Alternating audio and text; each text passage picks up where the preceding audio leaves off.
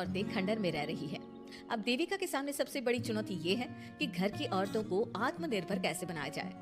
देविका ये सब सोच ही रही थी कि तभी उसकी नजर मिट्टी के बर्तनों पर गई। अरे, ये इतने सुंदर सुंदर मिट्टी के बर्तन किसने बनाए हैं? ये बर्तन तो माँ जी और चाची जी ने बनाए हैं। अरे वाह, इतने सुंदर बर्तन तो मैंने आज तक नहीं देखे। माँ जी, चाची जी, आपने ये कहाँ से सीखा? अरे बहू, ये तो हम बचपन से बनाते आ रहे हैं। स्टील, पीतल और कांच के बर्तन तो अब चले हैं। पहले तो मिट्टी के बर्तन में ही लोग खाना खाते थे। ठीक है, तो हम दोबारा से मिट्टी के बर्तनों में लोगों को खाना खाना सिखाएंगे। वीना दीदी और सुजाता भाभी, आप दोनों बताओ, आप दोनों को क्या क्या आता है?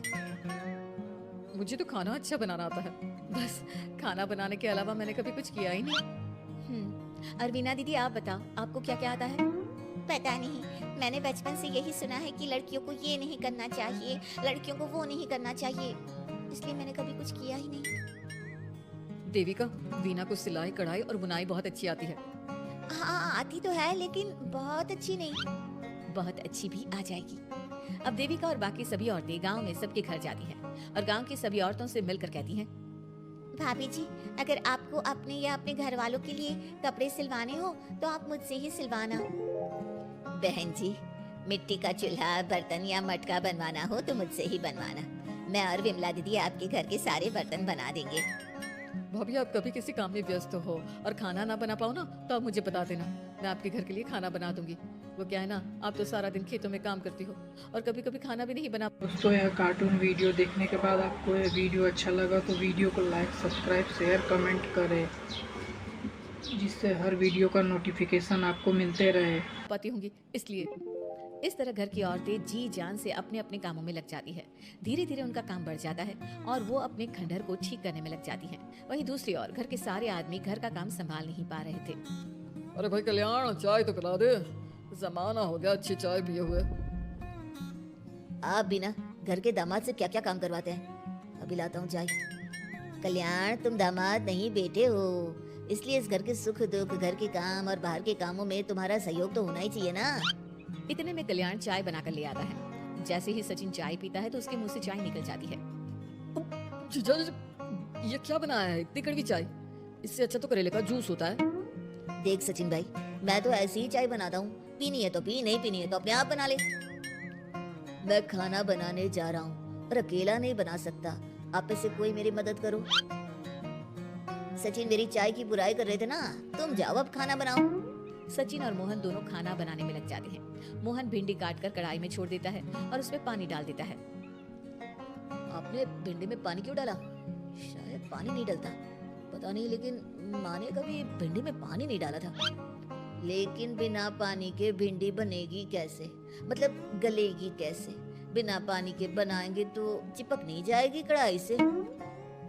पता नहीं, चलो देखते हैं कैसे बनती है भिंडी। भैया, कितने दिन हो गए ना अच्छा खाना खाए हुए। खाना तो सुजाता बनाती है, इतना मजेदार खाना कोई और बना ही नहीं पाता। सचिन और मोहन खाना तैयार करके ले आए। सभी आदमी खाना खाने लगे। खाना बना तो बहुत बुरा था, लेकिन किसी ने बिना कुछ कहे खाना खा लिया।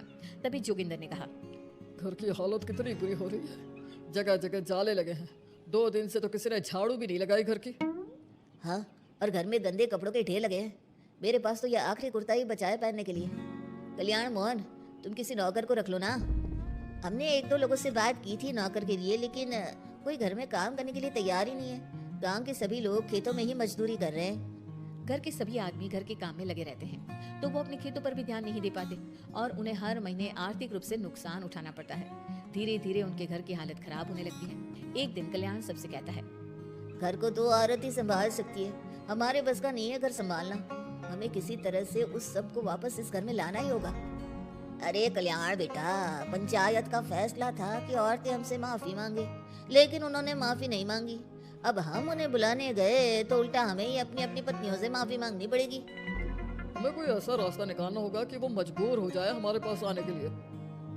बापू, उन सभी ने अपने अपने काम शुरू कर दिए हैं, क्यों ना हम सबके काम में नुकसान कर दे, इससे वो मजबूर हो जाएंगे हमारे पास आने के लिए। भैया, ये कैसी बात कर रहे हो? इससे वो मजबूर नहीं होंगी बल्कि और भी ज्यादा। दोस्तों, अगर यह कार्टून वीडियो आपको अच्छा लगा है तो वीडियो को लाइक, सब्सक्राइब, शेयर, कमेंट करें, जिससे हर वीडियो का नोटिफिकेशन आपको मिलते रहे। हो जाएंगी। मैं तो बोल रहा हूँ शराफत से जाकर माफी मांग लेते हैं। मुझे यकीन है कोई माफ करे ना करे, माँ तो जरूर हमें माफ कर देंगी। नहीं सचिन, अगर हमने माफी मांगी तो ये सारी औरतें हमारे सर पर चढ़कर नाचेंगी। हमें इनके सामने छोटा नहीं होना है। मोहन, कल्याण, तुम दोनों आज से ही काम शुरू कर दो। बस फिर क्या था, घर के सभी आदमी लग गए काम पर। मोहन और कल्याण रात को खंडहर में पहुंचे और उन्होंने सारे मिट्टी के बर्तन तोड़ दिए। उसके बाद वीना ने जो कपड़े तैयार करके रखे थे वो सारे कपड़े उन्होंने फाड़ दिए। सुबह जब घर की औरतों ने ये सब देखा तो परेशान हो गई। अरे, ये सारे बर्तन किसने तोड़ दिए? माँ, किसी ने मेरे सिले हुए कपड़े ही फाड़ दिए। ये हरकत कौन कर सकता है? और कौन करेगा भाभी, ये सब उन आदमियों की हरकत है। जब किसी तरह से हमें झुका नहीं पाए तो हमारे काम बिगाड़कर हमें परेशान कर रहे हैं। सभी औरतें दुगनी तेजी से काम में लग गई। उन्होंने दिन रात मेहनत की और उस खंडहर को महल की तरह बना दिया।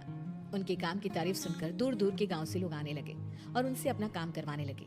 एक दिन सभी औरतें बैठकर खाना खा रही थी, तभी विमला ने देविका से कहा, देविका, हम कभी सोच भी नहीं सकते थे कि हम अपनी मेहनत से अपने लिए इतना बड़ा और इतना अच्छा घर बना लेंगे। देविका बहू, आज हमें इस बात का एहसास हो रहा है कि हम तो सिर्फ सांस ले रहे थे, जीना तो हमें तुमने सिखाया है। मुझे तो अब भी यकीन नहीं हो रहा कि मेरे पति की पहचान के अलावा भी मेरी कोई पहचान है। गांव के सब लोग मुझे सिर्फ मोहन की पत्नी के रूप में जानते थे, लेकिन अब सारा गांव मुझे जानता है। देविका, मैं कुछ ही दिन में इस गांव में एक अच्छा सा होटल खोलूंगी और मैं एक बुटीक खोलूंगी। मैं यहाँ गांव की लड़कियों के लिए एक स्कूल खोलना चाहती हूँ, यही मेरा सपना है। सभी औरतें खाना खाकर सो जाती हैं। रात बहुत ज्यादा हो गई है, लेकिन देविका को नींद नहीं आ रही थी। तभी उसे किसी के कदमों की आवाज सुनाई दी। पहले तो देविका थोड़ी डर गई, लेकिन उसने हिम्मत करके उठकर देखा तो उसके सामने सचिन खड़ा था। सचिन, तुम यहाँ क्या कर रहे हो? कहीं तुम मेरा कोई नुकसान तो करने नहीं आए? मेरे पास तो किताबों के अलावा कुछ नहीं है, फाड़ना चाहो तो फाड़ सकते हो। देविका, मैं तुम्हारा कोई नुकसान करने नहीं आया हूँ, बस तुमसे माफी मांगने आया हूँ। क्या? रात के अंधेरे में चोरों की तरह तुम मुझसे माफी मांगने आए हो? प्लीज देविका, माँ और चाची को समझाओ कि वो बापू और चाचा जी से माफी मांग ले और तुम सबको लेकर घर आ जाए। सचिन, तुम भी तो अपने बापू और चाचा को अपने साथ ला सकते थे ना, और माँ और चाची से माफी मंगवा सकते थे ना। प्लीज देविका, मुझे माफ कर दो और घर चलो। कैसे माफ कर दो सचिन? तुमने मुझे मरने के लिए छोड़ दिया। अगर माँ और चाची हिम्मत करके मुझे अस्पताल ना ले जाती तो आज मैं और मेरा बच्चा जिंदा ना होते। ना तुम मुझे अस्पताल में देखने आए और ना ही अस्पताल से आने के बाद मेरा हाल चाल पूछा। मुझे तो छोड़ो, तुमने अपने बच्चे का चेहरा तक नहीं देखा और तुम मुझसे उम्मीद कर रहे हो कि मैं तुम्हें माफ कर दूं? कभी नहीं सचिन। देखो देविका, हम सबको बहुत नुकसान हो रहा है। घर के काम की वजह से हम बाहर के काम पर ध्यान नहीं दे पा रहे। घर और जिंदगी दोनों अस्त व्यस्त है। वो इसलिए कि तुम सब आदमी संगठित नहीं हो, अपना दिमाग और ऊर्जा हमें परेशान करने में लगा रहे हो। और हम औरतें संगठित हैं, हम अपना दिमाग और ऊर्जा अपनी प्रगति में लगा रहे हैं। इसलिए हमने खंडहर को भी महल की तरह कर दिया और तुम्हारी हवेली खंडहर की तरह लगती है। सचिन देविका से बार बार माफी मांग रहा है। क्या सचिन को अपनी गलती का सच में पछतावा है?